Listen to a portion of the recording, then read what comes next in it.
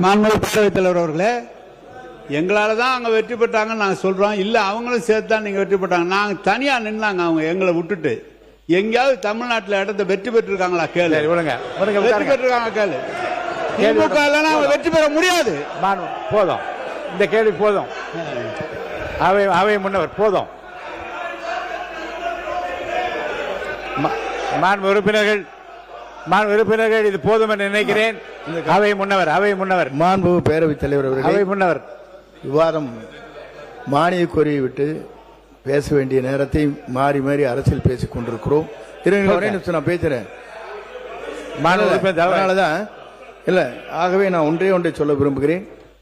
97 பேர் வச்சுட்டு ஒரு ஆட்சி, அவங்களுடைய சப்போர்ட் நீங்க பண்ணிட்டு அவங்களுக்கு ஏதாவது ஹெல்ப் பண்ணீங்களா? 2006 அந்த கட்சி உங்களோட இருந்தே இணைந்து அவர் சப்போர்ட் செய்தார்களே, அவர்களுக்காக அமைச்சரவை இடம் பெற்றிருக்கிறது, இன்றைக்கு கொடுக்கப்பட்டிருக்கிறது. அதை நீங்க கொடுத்தீங்களா? முதல்ல திமுக தனியா நின்று ஜெயிச்சிருக்கா? இல்ல, திமுக தனியா நின்று ஜெயிச்சிருக்கா? ஒரு தேர்தலையாவது திமுக தனித்து நின்று சென்று வெற்றி பெற்றிருக்கிறதா சொல்லுங்க. அப்புறமா நாங்க மாண்பு உறுப்பினர் கே நேரு அவர்கள் இந்த பதில். மாண்பு பேரவைத் தலைவர் அவர்களே, என்ன சப்போர்ட் பண்ணலான்னு, என்ன ஹெல்ப் பண்ணலான்னு மத்தியில முதல் பிரதமர்னு சொன்னது திமுக சொன்னார். மத்திய அரசு அமைப்பதற்கு ஆதரவாக இருந்தது திமுக. 2 முறை ஆதரவாக இருந்தது திமுக. என்ன சப்போர்ட் பண்ண? நாங்க சப்போர்ட் பண்ண. இவங்க மட்டும் 26 பேர் சார் சொல்றேன், நான் சொல்லிடுறேன். 26 பேர் இல்ல, பாமகவை சேர்ந்த 21 பேர், 22 பேர் அன்னைக்கு இருந்தாங்க. பாமகவை சேர்ந்த 22 பேர் இருந்தாங்க. எனவே இவங்க ஆதரவு மட்டுமல்ல, பாமக ஆதரவு எங்களுக்கு இருந்தது. எங்களுடைய ஆதரவுல மத்திய அரசு அமைச்சிட்டு இவங்க எங்களுக்கு ஹெல்ப் பண்ணாங்களான்னு கேட்கிறார். ரொம்ப நீங்க மாண்பு உறுப்பினர் கே பி அன்பழகன் விவாதத்தை தொடங்கலாம். மாண்பு உறுப்பினர் கே பி அன்பழகன் விவாதத்தை தொடங்கலாம். இல்ல I mean, I don't allow anyone to speak now. Only KP Anbazhagan. மாண்புமிகு பேரவைத் தலைவர் அவர்களே, மாண்பு அவை முன்னவர் பேசிடுங்க.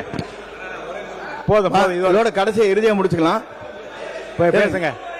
மாண்பு பேரவைத் தலைவர் அவர்களே, மாண்பு முன்னாள் அமைச்சர் அவர்கள் பேசுகிற போது 11 அமைச்சர் வாங்கிட்டு தான் நீங்க இதை பண்ணீங்க. நல்லா தெரியும். நாடு 11 அமைச்சர் அங்கே இடம்பெற்றீர்கள், மறந்து விடக்கூடாது. இந்த டாபிக் மாண்பு உறுப்பினர் தாரகி பட் நீங்க ஒரு நிமிஷம் மட்டும் சொல்லி முடிங்க. வாங்க பேசுங்க, என்ன சொல்ல வரீங்க சொல்லுங்க. மாண்புமிகு பேரவைத் தலைவர் அவர்களே, அவங்க இன்னைக்கு ஆட்சியை பற்றி எல்லாம் பேசிட்டு இருக்காங்க. இன்னைக்கு அவங்க சொல்லாங்க தனியா நிக்க முடியுமான்னு. எங்களுடைய பாரத் ஜோடா யாத்திரை நடந்தனால தான் உங்களுக்கு இவ்வளவு எம்பிஸ் மேல கிடைச்சதுங்கிறத மறந்து விடக் கூடாது. அன்றைக்கு உண்மைதான். இன்னைக்கு அன்னைக்கு எங்களுடைய கூட்டணியால தான் உங்களுக்கு எம்பிஸும் கிடைச்சு இவ்வளவு எம்எல்ஏஸும் கிடைச்சு என்பதை மறுப்பதற்கு இல்லை. அதே போல நாங்கள் உங்களுக்கு மத்தியில் ஆளுகின்ற பொழுது எங்களுடைய ஆட்சி காங்கிரஸ் ஆட்சி உங்களுக்கான பிரதித்துவத்தை தந்து உங்களுக்கான அமைச்சர்களை தந்தது எங்களுடைய ஆட்சி. 22 வருடங்கள் நாங்கள் கூட பயணித்தோம், இல்லை என்று சொல்லவில்லை. 22 வருடங்கள் உங்களுக்காக நாங்கள் பயணித்தோம். இன்றைக்கு எங்களுக்கான ஒரு ஆட்சி வரும்பொழுது நாங்கள் அவர்களுக்கு சப்போர்ட் செய்து கொண்டிருக்கிறதை மறந்துவிடக் கூடாது. நாங்கள் ஒன்றும் உறுப்பினர் கே பி அன்பழகன் மட்டும் பேசுங்க. உட்காருங்க. உறுப்பினர் கே பி அன்பழகன் நீங்க பேச தொடங்கலாம். உட்காருங்க. இல்ல மற்றவங்களா உட்காருங்க. பாருங்க, நீண்ட விளக்கமும் மாண்பு உறுப்பினர் கே பி அன்பழகன் மற்றவங்க உட்கார் போதும்.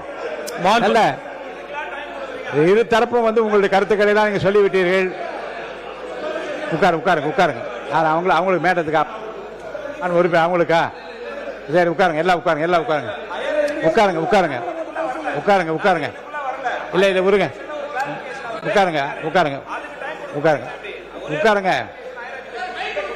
மாண்புமிகு பேரவைத் தலைவர் அவர்களே, சட்டமன்ற காங்கிரஸ் கட்சி தலைவர் அவங்க உறுப்பினருக்கு வாய்ப்பளித்த ஒரே நிமிஷம் மட்டும் பதில் சொல்லிட்டு உறுப்பினர் அன்பழகன் மட்டும் தான் பேசுவார்.